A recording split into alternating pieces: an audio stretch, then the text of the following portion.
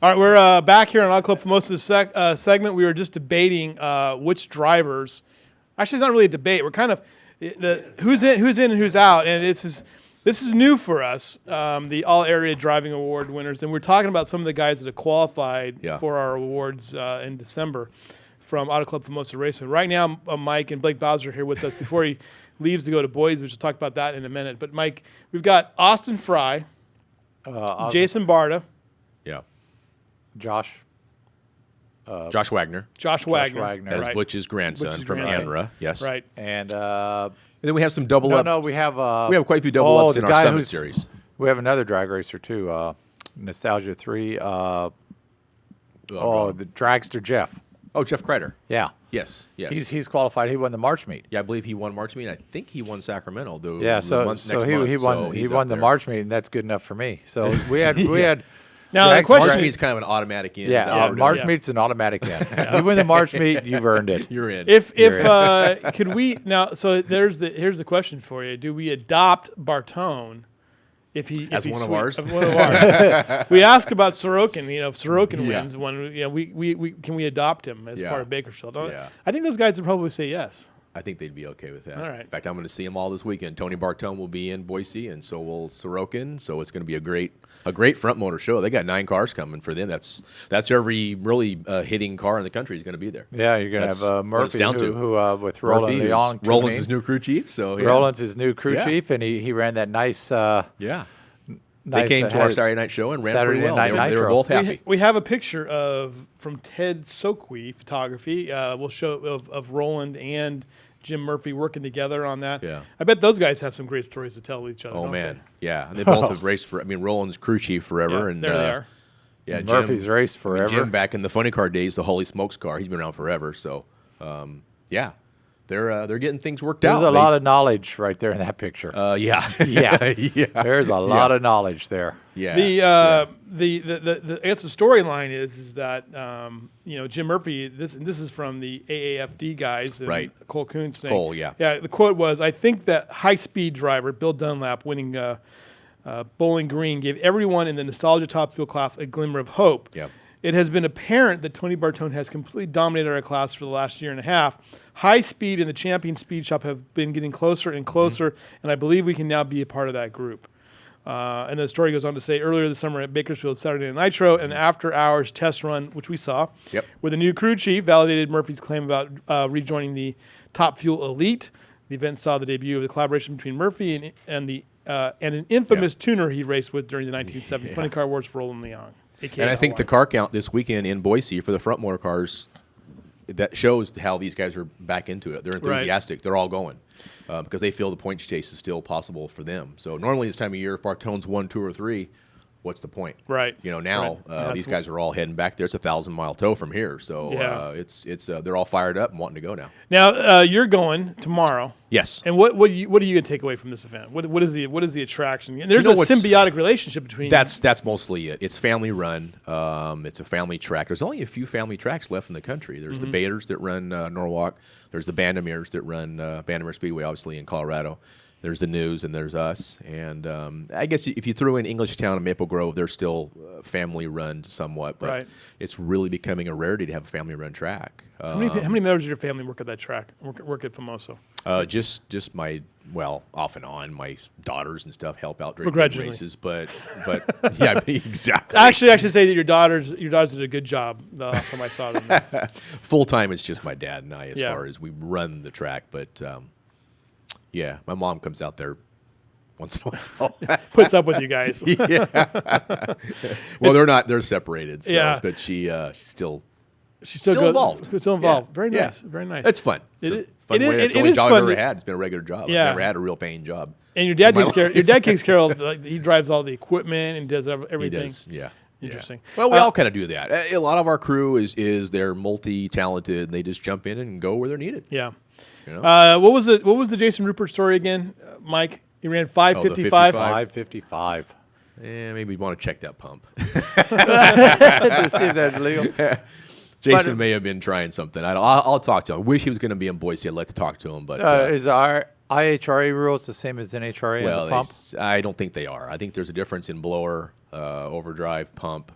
and maybe even the mag. So still impressive. That's a big old car to run that quick. Yeah, regardless. That's a big, an heavy impressive car. Yeah. So it's still cool to see, but I doubt you'll see that at a heritage race because we're a little more stringent with the rules. Right. We actually pull pumps and send them in, have them float, and we've DQ'd people. In fact, Roland was a crew chief on a car a couple years ago that was disqualified. Which one was that? That was the Boychuk. Tim Boychuk's car. Actually, we DQ'd 2 cars, one in Top Fuel and one in Funny Car. That was our runner-up and our winner. Right. So unfortunately, that was the year we really stepped up when several series were getting going, and we could see there was kind of a scattering of rules, and we said we're gonna check these things, and we actually pulled the pumps off the winner and runner-ups of the finals and sent them in, and unfortunately half of them failed. Right. I tell you what, I will say one thing I've noticed in the last the last 3 weeks, I've seen a vast improvement from NHRA in social media content. Yes, going up. And that was one of their goals when they made this new changeover and stuff. They really have. Well, I mean, it's obviously they're feeding stuff to you guys. It's showing up now in the Californians, so it's good to see. They're getting the word out now, and they got a new TV deal. So I think they're re-energized as well. They really are. Well, and part of that new TV deal, I was kind of saying I'm not sure that's going to save the sport, and I'm still not sure. Yeah. But if the new TV deal says 4 o'clock and it actually comes on at 4 o'clock, that's the kicker. That will be the kicker because with ESPN you have to record whatever's what time after. It comes on, and the next 3 shows after, because you're not sure what Women's time they're going to get around because they're showing Little League. like this week. Yeah. Little League, it's going to be all Little League. Little League, regional. An hour and a half into the scheduled time. And they're an hour and a half into the time before it starts. So if you record only that, you're screwed. So I think that's why a lot of fans were just frustrated over the TV package because you would record stuff and you turn it on and you see 5 minutes and it would be over. At least the live stuff, it's going to come on. Right. The live stuff comes on live, although sometimes it's not real exciting to watch because when there's something happens or they're trying to fill time, it's not the most exciting thing. NASCAR, but you know it's going to come on. NASCAR can interview 355 people, between rain delays. It's a rain delay. We're going to interview every pit crew chief, and we're going to interview everybody between now, which actually I think is pretty amazing. Well, when you have 6 or 8 pit reporters, you can do that kind of stuff. And they do. They've got Right. reporters everywhere. I've already explained to you. That's pretty impressive. My fantasy team for covering the March meet. I'd have about 25 people. Yeah. It'd be all over the place. It'd be awesome. Who knows what to do with all the content? The night fire thing, what is the car count looking for with Funny Car? It's okay. They're around maybe 10 to 12. Not great. They're just a lot of guys just are having a tough time wanting to travel right now. There's a lot of competing series. There's DRO series. There's IHRA, NHRA, and a lot of guys we're sort of seeing. I don't want to say a backfire. We started doing the Saturday night shows to justify people having cars. Yeah. If they just run them in March and October, they're going to get rid of their cars. Well, now they're running March, October, and the Saturday night shows, but they're not. About 4 or 5, 6 guys just aren't traveling to the Salt Lake Cities and the Boise's and all that. And we want to get that happening. So we're going to try and we're going to put our heads together this weekend and try and figure out how we get these guys to start traveling. Is that an economic issue? It is definitely. Is that because some of these guys? No doubt, that's farmers and takes a lot. Guys, to pack up the car and come to Bakersfield for a Saturday night show, take you a day and a half. You can do it. Right. Well, to go to Boise, that's a week. Yeah. You got to travel for 2 days. You got to race for 3. You got to travel for 2 more. It's a week, and that's a lot to ask somebody to.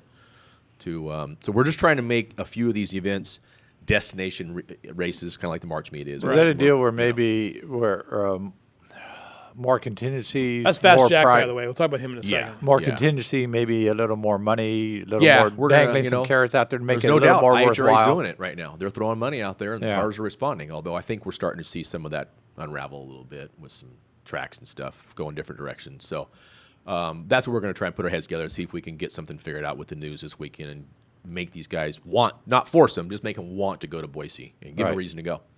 Fast Jack Beckman has been on fire. What's your thoughts on his latest big run here?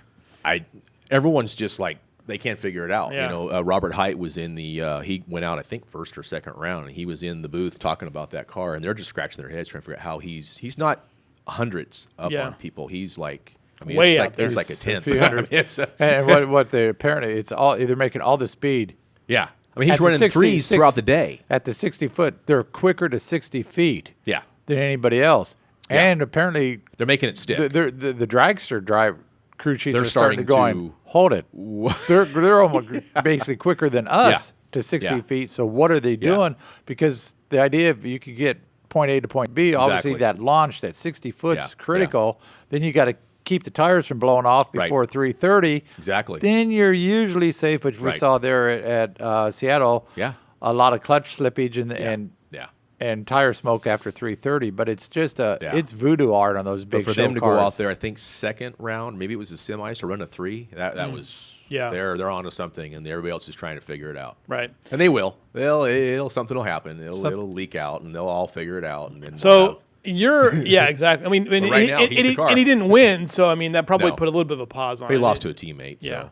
He was. They were perfectly happy with the whole thing. I know that. It stayed within the camp. They're okay. Right. I want to see Ron start doing better. He's kind of right now not really running like these guys are, but I bet they all will be. Talk to him. He says we know what they're doing, but they run different parts. They can't apply it to their car. We can't do it. Yeah. Because everything's it's what they're doing on that car is different. Well, Ron blew up 2 weeks ago too, so that wasn't. And DeJora blew up as well. She blew up pretty good too. Yeah. She blew up, and she got. I was like, so much for keeping those funny car bodies on. Yeah. That thing just. I hate to say it, but they're blowing up the right way now. Before they were blowing up, and the whole front was staying on the car. Yeah. And it was making the driver very hard to do all the controls. Right. Now they're sounds funny to say, they're blowing up correctly. Right. They're completely coming off, and the driver can still, hit chutes, turn the fuel system off, and all that. The body of her car went off. The nose stayed on. Yeah, but boy, the pieces sure flew, didn't it they? went up into the catch. It was in pieces. That thing. It was.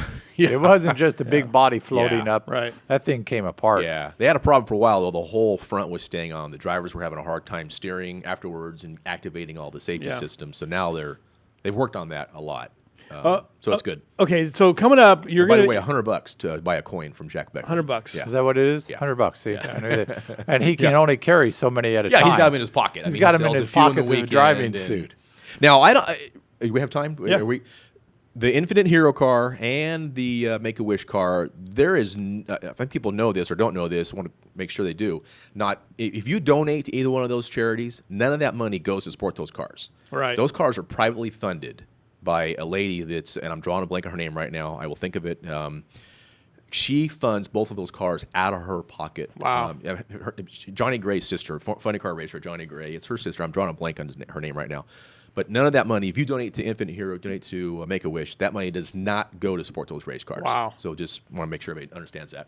It's a good cause. I'm drawing a blank on her name. I got to figure it out. I feel terrible. I can't think right now. That's two very good causes there. Absolutely. Yes, absolutely. But if you're hesitant to give money, don't worry. That money does not go to the cars. It goes right to the charities. Coming up, when you get back from Boise, you get right back to work, and you have the Red Light Series 2 with that's street racing. It's going to be street fun. Racing. Yeah. Looking forward to that one.